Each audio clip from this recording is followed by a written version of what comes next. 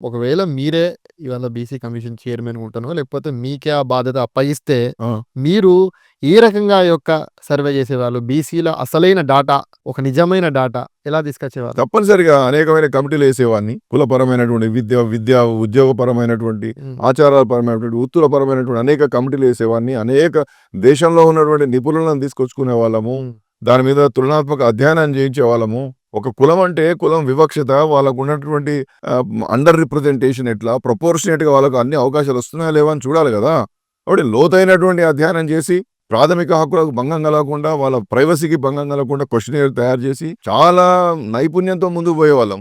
ఆరంభం నుంచే నీ క్వెషనియర్ తప్పు, నీ సర్వే తప్పు, నీ డాటా తప్పు. హ్మ్. ఇప్పుడు బల్క్ ఆఫ్ పేపర్స్ ఉన్నాయి, బండల్స్ ఆఫ్ డాటా ఉందని చెప్పుకోవడం గొప్పతనం కాదు. ఉన్నటువంటి డాటా ఎంత సాధికారకమైనటువంటిది. సర్వే నీ నీ నీ 75 ప్రశ్నలకు సమాధానం ఇచ్చినటువంటి క్వెషనియర్లు ఎన్ని ఉన్నాయో నాకు చెప్పండి. నీ 50 ప్రశ్నలకు ఎవరు సమాధానం చెప్పిర్రు అన్ని?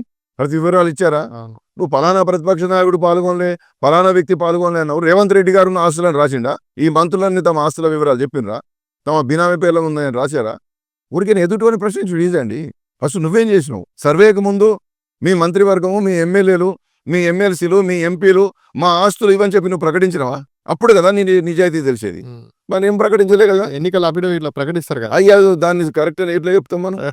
అవి ఎన్నో సార్లు మారుతూనే ఉంటాయి కదా. మొదటి అఫిడవిట్‌కు ఇప్పటి అఫిడవిట్‌కు సేమ్ ఉన్నదా రేవంత్ రెడ్డి గారి ఆస్తులు? అవును. అంటే కాబట్టి నేనేమంటున్నానంటే పారదర్శకంగా, నిజాయితీగా, నిబద్ధతగా నేనున్నా అంటే నువ్వు ప్రకటించాలి. కేసీఆర్ పాల్గొనలేదు, హరీష్ రావు పాల్గొనలేదు. ఎందుకు వాళ్ళు పాల్గొంటే పాల్గొనకండి. పేదవాళ్ళ కోసం కదా అది. అవసరం పడ్డోని కోసం కదా. ఆనాడు సర్వే జరుగుతున్నప్పుడు ఏమన్నావు? ఎవడో పనికిమాలను పంపించి అన్ని వివరాలు అడుగుతున్నాడు. మెడ మీద తలకాయ ఉన్నోడేనా ఈ కేసీఆర్ అన్నావు. మరి ఇప్పుడు నీకు మెడ మీద తలకాయ ఉన్నదా లేదా నీకు? ఆనాడు సమగ్ర కుటుంబ సర్వే తప్పైతే మరి ఇవాళ నువ్వు చేసింది ఏంది? మరి అంత డాటా కూడా రాలే. ఒక్కరోజు చేసిన డాటాలో వచ్చినంత కూడా రాలే. అది ఎప్పుడు చేసిర్రు? ఇది ఎప్పుడు చేసిర్రు? 78,00,00,000 పేజీల డాటా ఉందట కదా! ఉన్నదండి. అంతేగాని ఎక్కువ డాటా ఉంది. సమగ్ర కుటుంబ సర్వే అంతగాని ఎక్కువ ఉన్నది. గత సంవత్సరం వరకు కూడా దాని మీద కేసులు ఉన్నాయి సమగ్ర కుటుంబ సర్వే మీద. అది బయట పెట్టకూడదని, అది ఇవ్వకూడదని, ఇది ఇవ్వకూడదని. ఏం హైకోర్టులో అన్ని కేసులే 7 కేసులు ఉన్నాయి దాని మీద. మామూలుగా సరే చెప్పుకోవస్తలేదు కానీ అవును. మన 7 కేసులు ఉండడం ద్వారా, 8 కేసులు ఉండడం ద్వారా ఈ కోర్టు చుట్టూ తిరిగి ఎవడు పెట్టుకుంటాడని చెప్పి దాంట్లో ఆ డాటాను అంతా తీసుకొని మా బీసీ కమిషన్ కావాలంటే వెంటనే నాకు పాస్వర్డ్ ఇచ్చిండు, డాటా ఇచ్చిండు సీఎం గారు. ఏ డిపార్ట్మెంట్ అడితే ఆ డిపార్ట్మెంట్ కాదు, ఓపెన్ టు ఆల్ అది. అఫీషియల్‌గా సమగ్ర కుటుంబ సర్వే. కేసీఆర్ గారా? ఆ? ఎక్కడ సార్ అది ఎక్కడ కూడా బయటికి రాలేదు. బయట నా దగ్గర మొత్తం డాటా ఉండే ప్రతి డిపార్ట్మెంట్‌కి మీ ఉన్నది. దగ్గర ఉంటే అయిపోద్ది. నా దగ్గర అంతే కదా. ఆర్‌టీఐ ద్వారా ఉమ్. రైట్ టు ఇన్ఫర్మేషన్ యాక్ట్ ద్వారా ఒకటి దాన్ని చెడగొట్టాలనే ఆకాంక్ష ఉన్నటువంటిది వేరు. బీసీ కమిషన్‌కి ఇవ్వడం ద్వారా బీసీలకు మేలు జరుగుతుందా? నష్టం జరుగుతుందా? పోస్ట్ బ్యాక్వర్డ్ క్లాస్ కార్పొరేషన్ ఎట్లొచ్చింది? అవును. అనేక ఫెడరేషన్లు ఎట్లొచ్చినాయి? అనేకమైనటువంటి వృత్తిదారులకు ఎట్లొచ్చినాయి? హ్మ్. అసలు కిస్తీ లేనటువంటి రుణాలు ఎట్లొచ్చినాయి? హ్మ్. ఓవర్సీస్ స్కాలర్‌షిప్ ఎట్లొచ్చింది? దాన్ని ఈ డాటాను చూసుకునే కదా. రాజకీయంగా వాడుకున్నారు ఆ డాటాని కేవలం. కాదు సార్, రాజకీయం ఎవరి మీద వాడిండ్రు? యూజ్ కాలేదు అని ఎవరి మీద వాడిండ్రు? చెప్పి కేసీఆర్ గారు ఎవరి మీద వాడిండు? స్కీమ్‌లు ఇవ్వనీకి, స్కాములు చేయనీకి వాడిర్రు అని చెప్పేసి ఇప్పుడు స్కాములు అయినాయా కాలేదా అనేటువంటి ఇప్పుడున్న ప్రభుత్వం తేల్చాలి. చేపల పథకం ఉన్నది అది అక్కడికే పోయింది. ఇంకో పథకం ఉన్నది అటే పోయింది. తీర్మానం ఉన్నది అటే పోయినాయి. విచారణ జరుగుతుంది కదా సార్. ఎక్కడ విచారణ జరుగుతుంది? ఏం జరుగుతుంది?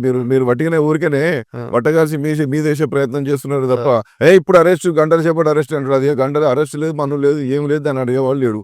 ఒక్కడు కూడా ఇప్పుడు అది టెలిఫోన్ ఏంది, ట్యాపింగ్, ఫోన్ ట్యాపింగ్ అంటే అది ఎక్కడ పోయిందో తెలియదు. ప్రభాకర్ రావు రాగానే ఇదైతే అన్న ప్రభాకర్ రావు చెందులే ఏమైతుంది? ఏమంటున్నానంటే ఇక దాన్ని ఇటువైపు నుంచి రాజకీయ వైపు వద్దు అక్షయ్ గారు. నేను అనేది ఏంటంటే నేను మాట్లాడేది ఆ డాటా ద్వారా ఈ రాష్ట్రంలో ఎంబీసీ కార్పొరేషన్ వచ్చింది. ఈ రాష్ట్రంలో ఎన్నడన్నా కిస్తీలు కట్టకుండా, ఇన్స్టాల్మెంట్స్ లేకుండా 100%తో రుణాలు ఇచ్చిన దాఖలాలు మనం ఈ ఉమ్మడి రాష్ట్రం నుండి ఇప్పటివరకు చరిత్రలో చూసినావా? లేదు. చెక్కులు ఇచ్చేసిండే చిన్న చిన్న సంచార విముక్త జాతరకు డైరెక్ట్ 50,000 లక్షల రూపాయలు చెక్కులు ఇచ్చిండ్రు. దాని తర్వాత దళిత బంధు వచ్చింది, దాని తర్వాత బీసీ బంధు వచ్చింది, రియంబర్స్మెంట్ ఆఫ్ ట్యూషన్ ఫీ అట్లే కొనసాగించడం జరిగింది. ఓవర్సీస్ స్కాలర్షిప్ 20 లక్షల రూపాయలు ఈ భారతదేశంలో ఓడిస్తానని చెప్పండి. ఇవాటి వరకు ఈ నిధులు లేవు. 8,000 కోట్ల బకాయిలు ఈయన చెల్లించాలి. ఓవర్సీస్ స్కాలర్షిప్ నేను నమ్మకం నాకు వచ్చిందని చెప్పి ఆడిపోతే వాళ్ళు అని మొత్తుకుంటారు. వాళ్ళు మాకు ఫోన్లు ఇప్పటికి కూడా నేనే దానిలో బాధ్యత అనుకో నాకు ఫోన్లు చేస్తున్నారు చాలా మంది. నాకు రాలేదంటే నాకు రాలేదని. 18 నెలలుగా రాలేదు. ఏమి లేదు. 18 నెలలు కాదు, 3 ఏళ్ళు కాదు. గత ప్రభుత్వం ఒక బకాయిలు, ఇవి 2 సంవత్సరాలు, 3 సంవత్సరాల బకాయిలు ఇంతవరకు రాలే. 8,000 కోట్ల రూపాయలు రియంబర్స్మెంట్ ఆఫ్ ట్యూషన్ ఫీ ఇవ్వాలి. ఎట్లండి? కాబట్టి మీరు మంచి చేస్తున్నా, చెడు చేస్తున్నా. మీ అధినాయకత్వం దగ్గర మీకు ప్రాపకం లభించడానికి మీరు ఏమైనా చేసుకోవచ్చు కానీ దాన్ని బీసీల మీద మీరు గన్ను పెట్టి ఎందుకు నడుపుతారు? కాబట్టి వాళ్ళు సుప్రీంకోర్టును ఆశ్రయించి రాష్ట్రపతి గారి దగ్గర బిల్లులు క్లియర్ చేసి వెనక్కి తీసుకొస్తారా? అసలు గవర్నర్ గారి దగ్గర ఆర్డినెన్స్ ఏమైంది, ఆ బిల్లుల సంగతి ఏమైంది, ఇదంతా పారదర్శకంగా ఒకనాడు అఖిలపక్షం పెట్టి మాట్లాడితే ఏం పోతుంది? మేధావులను కుల సంఘాల నాయకులను పెడితే ఏమైంది? ఇవాళ మీరు జంతర్ మంతర్ దగ్గర ధర్నా చేసి నేను తప్పంటలేను. ఇప్పుడు పోయి ధర్నా చేస్తాను, ఒక ముఖ్యమంత్రి లెవెల్లో మంత్రులు చేయడం మంచిదే కాదంటలేము. కానీ చెయ్యాల్సిన పని చేయకుండా ఇంకో పని చేస్తారు. రాష్ట్రపతి గారి దగ్గర బిల్లులు ఎట్లా వెనక్కి తీసుకురావాలో ప్రయత్నం చేయకుండా మీరు ఇంకో పద్ధతిలో పోతున్నారు. బీజేపీని టార్గెటెడ్గా పోతున్నారు. మీరు ఓన్రి మీ కాంగ్రెస్కు బీజేపీ పడకపోతే కొట్లాడుకోండి, మీ మోడీ గారి ప్రభావం తగ్గించుకోరు, మాకు అభ్యంతరం లేదు. కాకపోతే నేనేందంటే ఇది మోడీ గారి మీద యుద్ధం చేసేది కాదు. ఇప్పుడు ఫస్ట్ రాష్ట్రపతి గారి దగ్గర నుంచి పట్టుకొచ్చి నువ్వు 9th షెడ్యూల్ కోసం మోడీ గారి దగ్గర పంపించినాక 9th షెడ్యూల్లో పెట్టడానికి మోడీ గారు కనుక మోకాలు అడిగితే నీ ధర్నా కరెక్ట్, మేమందరం పాల్గొనండి. ఓకే. కానీ ఇప్పుడు ఇది సరైన ధర్నా కాదు. ఇప్పుడు రాజ్యాంగ నిపుణులతో మాట్లాడి దాని బిల్లులను వెనక్కి పట్టుకొసుకుని రిజెక్ట్ చేసి చేయించుకొని పట్టుకొచ్చుకోతుందిగా. నువ్వు ఏం చేస్తావు? మళ్ళీ చెయ్యి, స్పెషల్ సెషన్ పెట్టి మళ్ళీ చర్చ చేయి, పారదర్శకంగా అని చేయి, అంతే చేయాలి, తప్పదు. నీ పద్ధతులని తప్పు. కాబట్టి వాళ్ళ మనం అందరం ప్రజలందరూ అర్థం చేసుకోవాల్సింది ఏంటంటే ఉరికినట్టు కనపడతాడు కానీ కాడు కట్టుకుని అటు ఉరుకుతాడు, అటుకనే ఆనే ఉంటాడు, ఆ బిల్లులు ఆనే ఉంటానే, ఆ రిజర్వేషన్ ఆనే ఉంటాయి.